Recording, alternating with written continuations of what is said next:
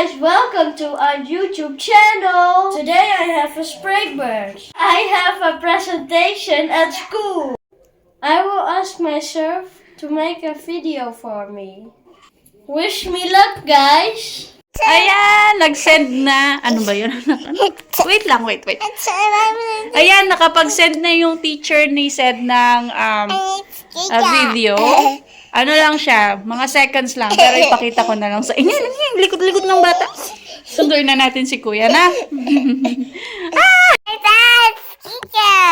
Sticker. Hi, guys. Hi guys. Show your sticker. Where's your sticker? Yes, what is that? What is it? What's the sticker? What's that? It's a tractor. Can you say that? Tractor. Very good. That's right. It's drive. It's driving. Toot toot. Biglang nawala. Ang makulit na bata. Biglang natulala.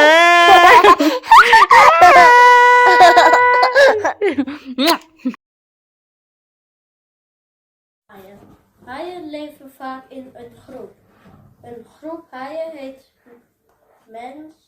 een school. Sommige leven in ondiep kustwaters en andere in de diepte van de oceaan. Meest in tropische gebieden. Habitat, warme waters. Zijn lengte tot 4 meter. De grote hamerhaai is niet allen de grootste uit zijn soort. De meest agressieve haaien. Hi guys, I'm home. Hello. It's me. It's in the head. It's the hat. Sige na si Kuya. I finished my presentation and I have a score 7.4. Yay! Ay! Inday malati. Pasok, wala kang jacket. Ja, klopt. Go inside, love. Congratulations, Kuya, for your 7.4. Thank you. Take. Diyan sa Pilipinas kasi sa atin, yung mga score is, lalo na sa college, 1, 2, 3, tapos 1 yung mataas. Tapos, pagka nasa elementary ka naman, yung mga score 75, ganun, 75 pataas. So, dito, iba, ang scoring nila dito is 1 to 10. And ang pinakamataas is 10. So, ayan pala yung ginawa ko para kay Sed. Nasa labas kasi pinicturean ko. Ayan. Para sa surprise sa kanilang school. Yung gift ay nandito sa loob. Isaac, trek my voorzichtig. Paghihilahin mo siya. May paganyan. Yung gift nasa loob. Ayan. Diba? Ang cute. Ayan. Lumabas ang pagka-creative ng nanay. Ganyan, babae kasi yung kanyang nabunot. Kaya ganyan ang kulay. So, ayun guys, yung aking pa-letter na ginawa para kay Seds na na project nila sa school. So, ito kasi yung regels, yung rules na dapat nilang gawin. So, ayan. Kadocho von Maximal, 5 euro. Na 5 euro ay yung halaga ng gift. Tapos, ito yung letter na sinasabi ko, Kadik von Minimal. 10 regels, yung parang mag-rhyme. Tapos, ito yung surprise. Yan. Bukas na ibedadala.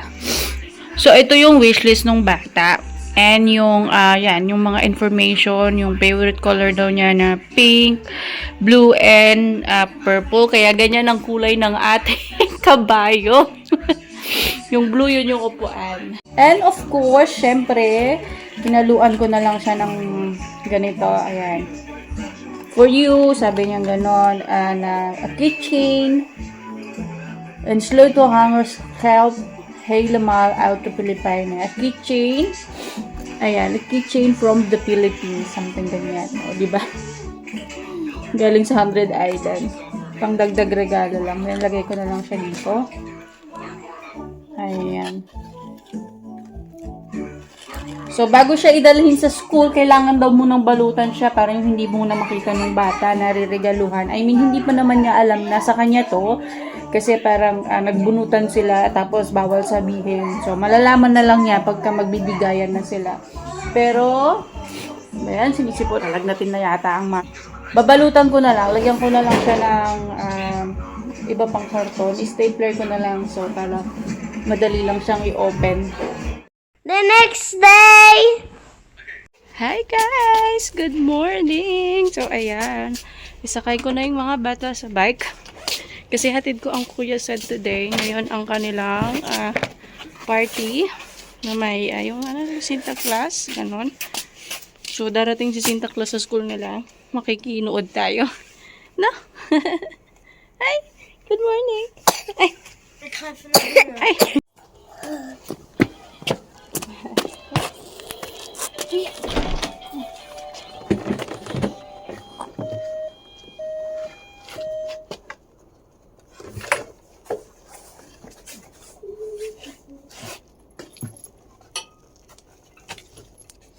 Oh, Kuya Said. Hi, Kuya. Good morning. Good morning. Mag-8:30 na, oh guys. Ganyan pa rin. Medyo madilim pa rin. Haya? The umbrella is started on the umbrella. Yeah. Simbeche. Lobat na.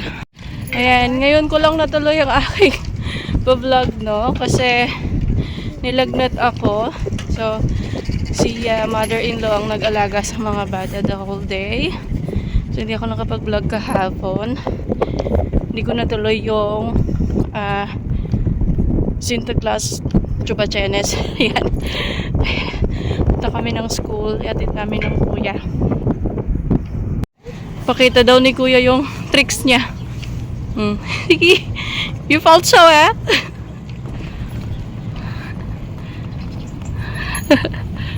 Kayabang ka talaga. Sige.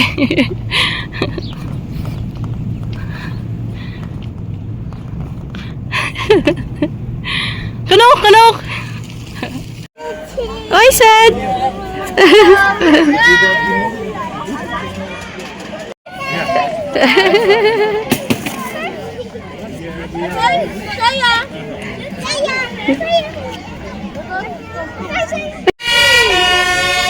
Andiyan na!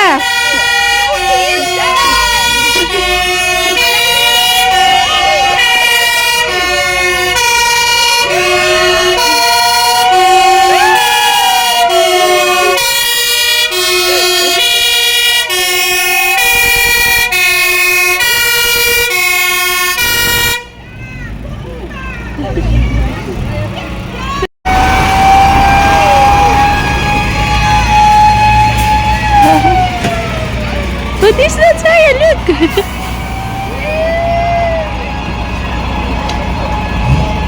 Ang Zwarte Piet!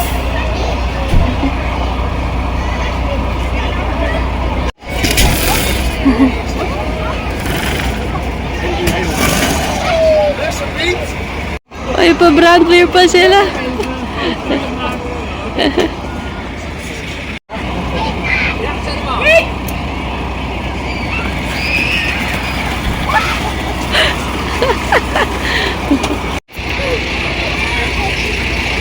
Ang kuya.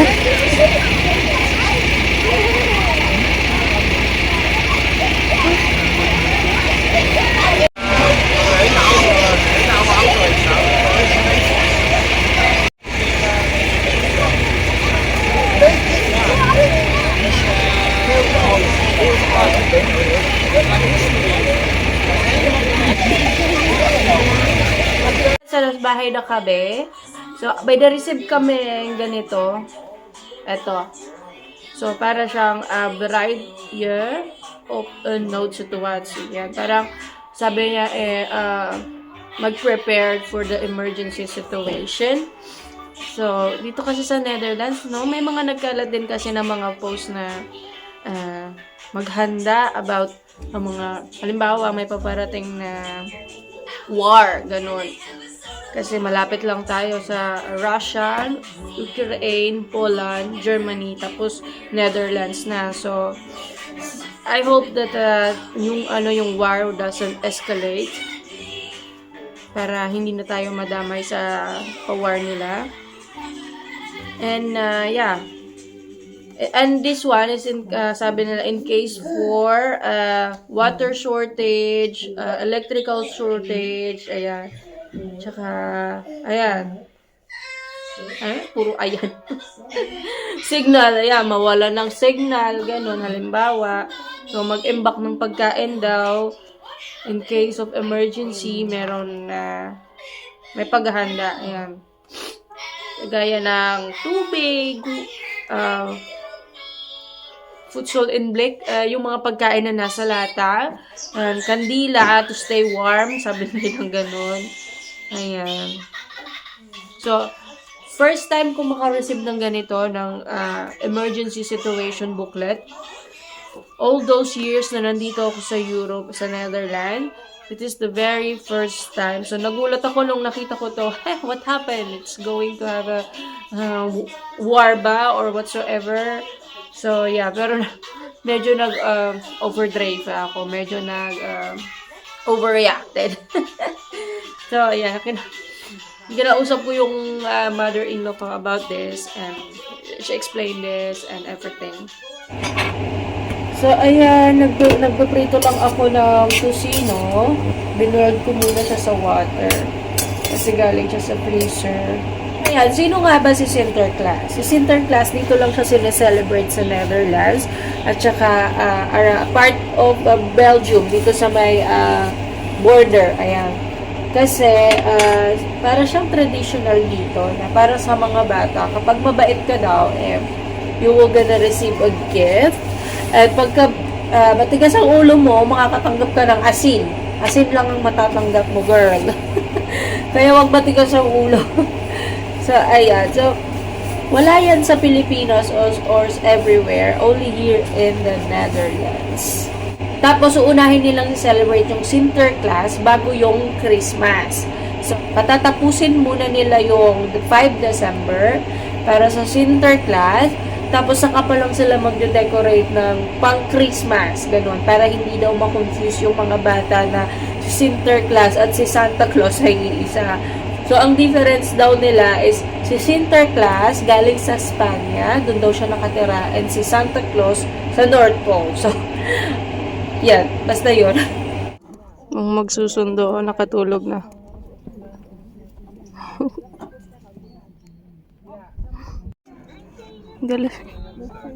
So, ayan, nasa bahay na kami. Ayan, si Kuya Sed. Go to them, Kuya. What do you have? I got a reindeer Yeah. and I got a box. Kaya yung natanggap niya surprise, kapalit nung kanyang kabayong purple. And I have What is that? 4 Haribo. Gummy bears, eh? Again, gummy bear. Yeah. Gummy bears. Huh? Where's the other gummy bear? Zaya, iba ko pa. Ooh, okay. And what's that? Para siyang game controller. So, ayan. Tapos, ano to? Lagayan ng tissue yata ito. Oh, you can put the tissue here. A bamboo organizer. Tapos, ito yung letter. Lieve Z, jij gamehelp nummer 1.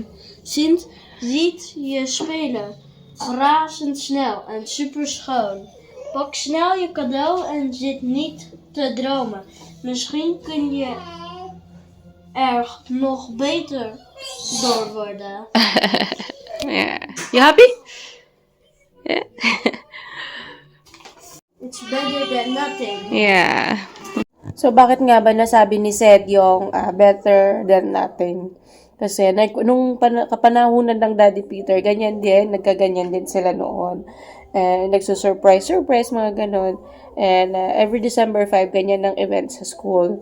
So, ang Daddy Peter kasi noon, gumawa siya ng Mario Kart, kasama yung mama niya na malaki yung ginawa niya, as in Mario Kart gawa sa karton, ganon. Pero yung natanggap niya, ballpen lang na hindi nakabalot.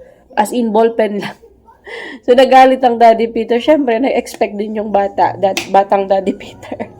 And, ayun, na-disappoint siya. Pero si Sed, sabi niya, it's okay, sabi niya. Yung mga kaklase ko, malalaki yung mga natanggap. Tapos yung sa akin, tissue box, sabi niya. Pero okay lang, kasi, naintindihan naman daw niya. Kasi yung tatay nung gumawa, ng batang nakabunot sa pangalan niya, single dad siya. So, may 2 anak. Tsaka, sabi niya, naintindihan ko kasi yung tatay niya laging nagtatrabaho. At least meron siyang nagawa para sa akin, sabi niya. And, naintindihan ko naman na walang tutulong sa kanya, ganun. Yung ate lang niya na I'm so happy na ganun yung sinabi ni Sed. Hindi siya na-disappoint sa niregalo sa kanya. Sabi niya, although maliit, mama, I'm happy. Sabi niya ganun. So, nakaka-proud lang na ganun yung mindset ni Sed. Ano? So, ayan, naiakyat ko na si Zion. Nakatulog na siya. So, yung 2 muna yung asikasuhin ko. So, ayan! Hanggang dito na lang muna ang aming pag-video. What is that? It's Ryan. It's Lion. Very good.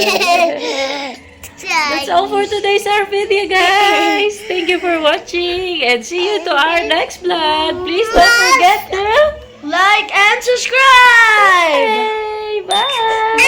It's a book. Book, okay. Say bye-bye. Bye.